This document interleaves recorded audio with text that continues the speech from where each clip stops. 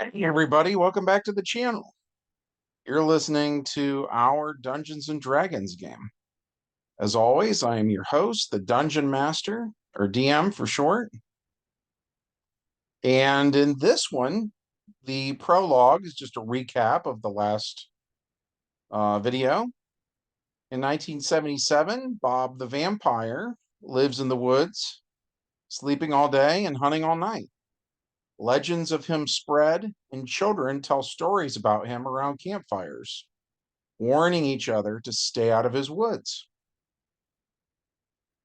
We get into the main plot of the game, and it's the 1980s.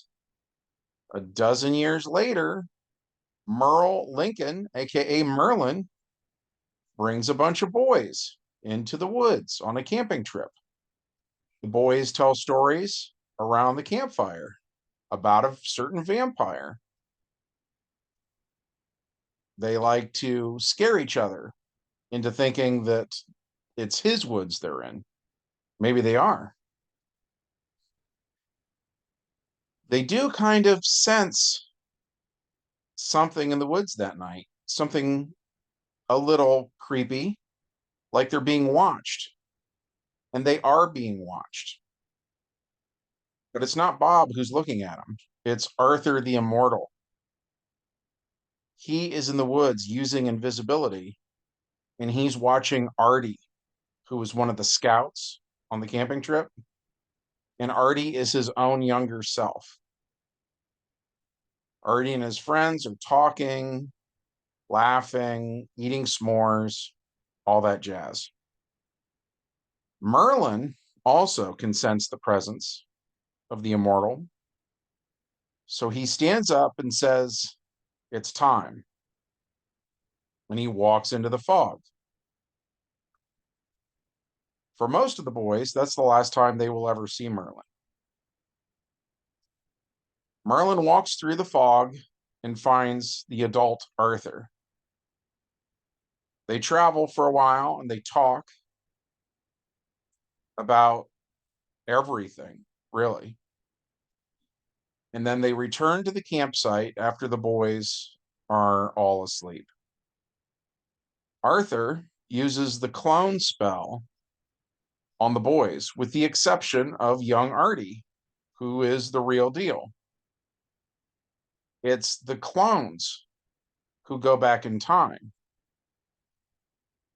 The next morning, the real boys wake up, and Arthur, the immortal, he can look like whatever he wants to look like. So he looks like he did when he was a kid. And they go to town. They're freaked out, that Merle is gone. Artie knows how to drive, so he drives Merle's pickup truck into town, which the other boys are shocked that he knows how to drive. And at any rate, they go to that convenience store where in the cooler there were the milk cartons with pictures of the kids from the D&D cartoon, or on the milk cartons with a caption that said, "Have you seen me?" And at any rate, quote unquote Artie, aka Arthur, tells the guy at the convenience store that Merle Lincoln went missing. So they call in the authorities, who search for Merle and don't find him, of course. Merle is no longer in this time period.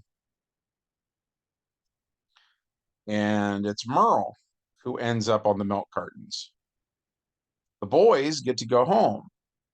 And in particular, Artie, after centuries of adventuring, finally gets to go home.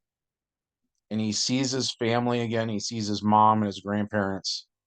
And he gives them a big hug, because this has been his motivation for ages. And they say, "You act like you haven't seen us for years." And he says, it feels that way to me. It feels like I haven't seen you in forever." So then we get into the epilogue. So it's 1989, and the boys come over to Artie's house, and there's a circle of stones in the backyard. In the middle of the circle is where they burn logs and stuff like that. Roast marshmallows, roast hot dogs, that sort of thing. Drink Mountain Dew. And the boys are telling stories over the campfire. And Josh and John are telling stories about King Arthur and the Round Table. And Artie just kind of has a knowing smile. And he sort of grins slightly at some of the parts that are real. He shuts up about the parts that aren't. And he's just happy to be home. So in this moment, we felt like we had wrapped everything up, and that was it. That was, for a while anyways, that was the end of our D&D game. We had gone full circle. I hope that you enjoyed this. If so, we'd love it if you supported the channel by hitting like and subscribe, ring the bell, all that jazz. And we'll see you in the next video. Bye.